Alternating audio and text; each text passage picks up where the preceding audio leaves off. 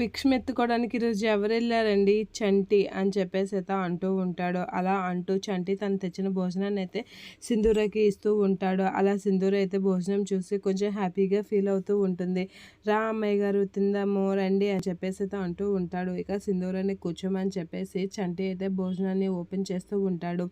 అలా చంటి భోజనాన్ని ఓపెన్ చేసి అన్నం అయితే తినిపిస్తూ ఉంటాడు సింధూరకి. అలా అన్నంని తినిపిస్తూ ఉంటే అమ్మాయి గారు ఎలా ఉంది అనేది అంటూ ఉంటాడు. ఇక చంటి ఎలా భోజనం తెచ్చాడో గుర్తు చేసుకుంటూ ఉంటాడు.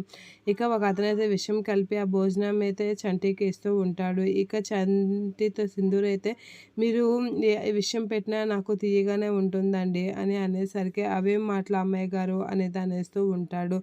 ఇక చంచలం అయితే చాలా కంగారుగా వస్తూ ఉంటుంది. అలా కంగారుగా వచ్చి సింధూర దగ్గరికైతే వెళ్తూ ఉంటుంది. ఇక చంటి అయితే చంటితో అయితే అలా సింధూర అనేసరికి ఆ మాట ఎప్పుడు మీ నోటంట రాకూడదు అమ్మాయి గారు అని చెప్పేసి అయితే చంటి అయితే అలా అంటూ ఉంటాడు. ఇక సింధూర దగ్గరికి అయితే చంచలమ్మ పరిగెట్టుకుంటూ వస్తూ ఉంటుంది. సింధూర సింధూర అని అయితే అడుగుతూ ఉంటుంది.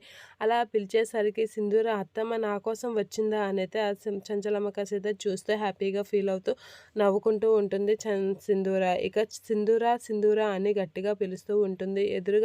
చంచలమ్మకి ఎదురుగా వచ్చి అత్తమ్మ అనైతే అంటూ ఉంటుంది. ఇక సింధూరనైతే చూస్తూ అటు చంటి దగ్గరికి అయితే వెళ్తూ ఉంటుంది చంచలమ్మ. అలా చంటి దగ్గరికి వెళ్ళి ఏమైంది అమ్మగారు, ఎందుకు అంత కంగారుగా వచ్చారు అని చంటి అడిగేసరికి నువ్వు తెచ్చిన భోజనం నువ్వే తిన్నావా సింధూరకి పెట్టావా అని అయితే అడుగుతూ ఉంటాడు. నువ్వే తిన్నావు కదా అని చంచలమ్మ అడిగేసరికి కాదు అమ్మగారు అని చెప్పేసి ఎవరు తిన్నారు అని అడుగుతూ ఉంటుంది. ఇక సింధూర కాసి అయితే చేయి చూపిస్తూ ఉంటాడు చంటి.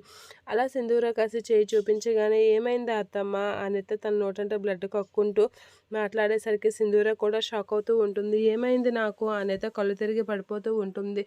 సింధూర అని చెప్పేసి చంచలం ఎదిగే పరిగెట్టుకుంటూ సింధూర దగ్గరికి వెళ్తూ ఉంటుంది. ఇక సింధూర అలా పడిపోయేసరికి చంచలమ్మ చాలా కంగారు పడుతూ ఉంటుంది సింధూర విషయంలో.